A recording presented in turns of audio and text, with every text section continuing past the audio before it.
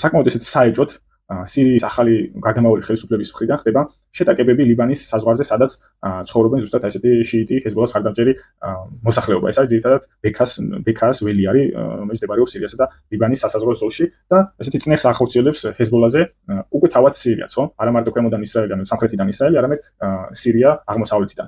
ანუ ლიბანში ჰეზბოლას უკვე არა ერთი მტერი ყავს, არამედ ორი. ეს უშუალოდ სამხედრო თვალსაზრისით, თუ არ ჩავთვლით შიდა პოლიტიკურ მტრებს ჰეზბოლასი, ამიტომ ჰეზბოლა პრაქტიკულად სრულად მოექცა სამხედრო პოლიტიკურ ალყაში და მისი ლოჯისტიკური მომარაგება გახდა ძალიან, ასე ვთქვათ, რთული.